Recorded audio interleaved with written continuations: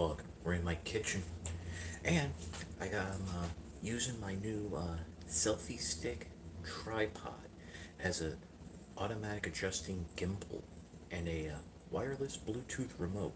You can slide it out of the handle, and what's nice is I can do stuff like this. Ooh. Oh wait a minute, it just says rotate device. Well, you can rotate the camera. You can do an automatic thing where it'll spin constantly. So I'm not gonna do that. Hey, Master Far, how are you? This is kind of good if you want to use it. It also has like a shatter button, so you can, you know, it's a selfie stick that turns into a tripod. Yes, I did see Black Zarek. And what's nice is you remove the remote, step back, get your friends together, you can take a photo, start the camera if you want. This will be handy if I ever review bigger figures that I can't use a backdrop for. Black Zarek looks pretty good. I think it's kind of funny that they're including the spear as it should look, and they're not, and they just kind of realize that the fast track Black Warichi version of the spear is just not usable. I mean, I have Scorponok. I haven't reviewed it. I haven't even opened the box, so who even knows if it's in good condition. But it'll be kind of interesting to see. I might get it. I might not get it. I mean, there's a lot of stuff coming that I kind of want a little more. I have a connection to. Maybe if we see a promotional pic that shows it in that like flying dragon mode. But that's actually kind of funny. You're talking about Black Zarek because it kind of ties into what I wanted to talk about today. So a lot of people are getting their HasLab Unicrons. We've been seeing the unboxings, some reviews, all that stuff, and it kind of made me think of a question because people are saying, "Well, this was a success," you know. And my question is it? Is it really a success? Uh, it's like, okay, before I get into that, if they're going to make a Grand Maximus, they need to improve that Fortress Maximus mold. Again, I got Fortress Maximus on sale, and I never opened it because I heard the legs were garbage. So they really need to fix that to make sure it's stable and solid. I also haven't opened it because apparently when you attach the arm, you can't take it apart, and I need to be able to store my figures. So it's great that I have it. I mean, I actually have most of the Titans. I got Triptychon on sale. Haven't opened it because I heard the legs are crap. The only one I missed out on was oh god, um, god, what's his name? God, the Combiner. The Predaking. I missed out on Predaking because I was waiting for a sale, and it never really got there. And I also, with the price and what was included, I mean, they could have thrown the sword in that they did on the international market. But anyway, let me get back to my point. So I remember when the sail barge came out, and that was fulfilled quite very quickly. Java's sail barge, the first HasLab project, and then people started getting it, and it was like, ooh. Well, one thing I started hearing was number one, it was a lot bigger than people realized. Because let me tell you, having worked with my hands a little, um, seeing a measurement on a ruler or a tape measure is very different than seeing it in person.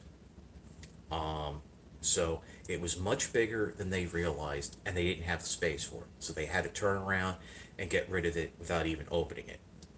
Number two, financially, where they were a year or so when they backed the project was not where they were when they got it in hand, and they had to sell it for financial reasons. So it's kind of like, I mean, in those situations, yes, Hasbro got their money, but people are having to turn around and immediately get rid of the product. Also, 6 months down the road, how many people sold it because they ended up not liking it? 5 years down the road, how many of those are going to be at flea markets, toy conventions, toy sales being sold off? Can you really say it was a success that that people were turning around and dumping it relatively quickly, considering the price.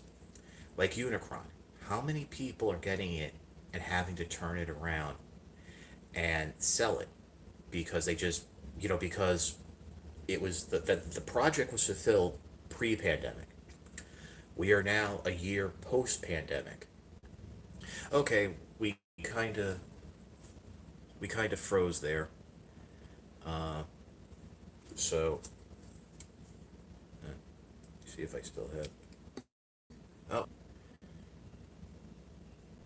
well, that's the thing. I mean, selling it for $100, that's a big loss. I mean, for $100, I'd buy it. I mean, I didn't get it because $600 was just too much. I mean, that would basically have wiped out my entire year's budget. Now, I'm sorry we had a little bit of buffering there. I think we're okay now.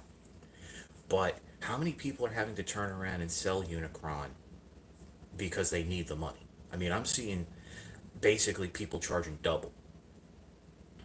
It's number two. You have a lot of people complaining about the color of the mall. Some have already come broken because of that. That was actually the big reason why I didn't go for Unicron. Knowing Hasbro's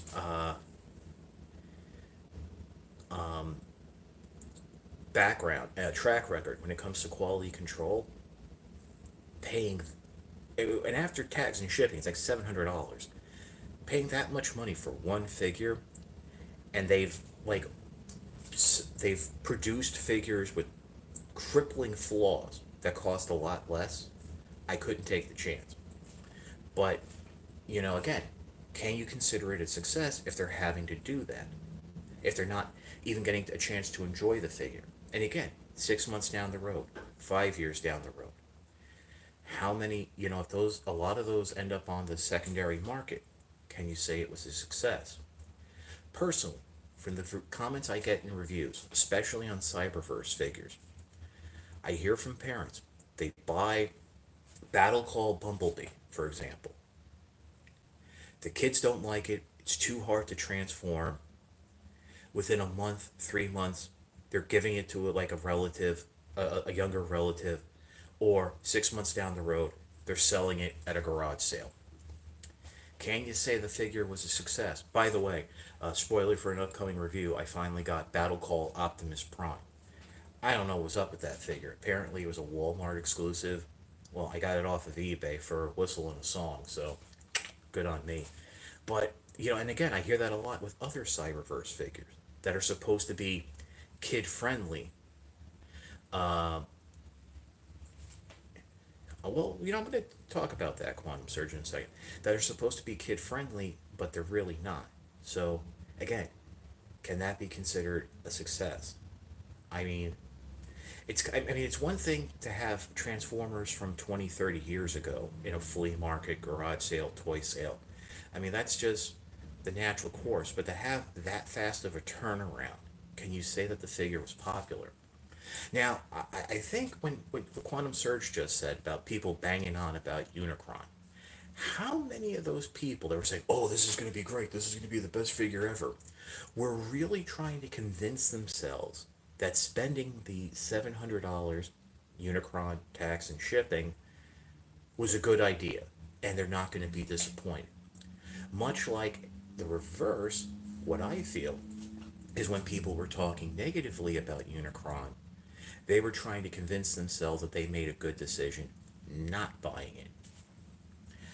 I mean, this is just some ideas I had, just throwing stuff out there into the universe. Um, yeah, I mean, I don't want to go on too much longer. Since it is spring break this week, I'll be able to film a lot of reviews during the day. So I do have stuff coming up. Other than that, thank you so much for supporting the channel. You might actually get a review today, so you'll get a double shot of Chuck. Well, that's a good point. Like Cybertron, Transformers Cybertron is my favorite modern Transformers line. Those figures were solid. By that point, I was really entrenched as a collector. That was my first full line. I got pretty much all the figures from it. I didn't get the mini concrete packs. It's like, and it's funny, like I've talked to people over the years about, maybe selling the Galvatron, maybe selling the Galaxy Force Optimus Prime repaint. And I've just never been able to go through with it because I can't part with those figures. Oh, so chunky, so good. those are kind of like what the Tobot figures are now. They were articulated, not crazy, but they were chunky and solid. So maybe Hasbro needs to go back to that. But as I was saying, I'm going to end the stream now. It's only 10 minutes in. Yes, Cybertron Galvatron. Okay, I'm like seriously buffering, so I'm just gonna cut the stream. Yeah, we had a little fun with the little my little doohickey device here. So yeah, let's see if I can. So this is your old pal Chuck, and I'll see you next time.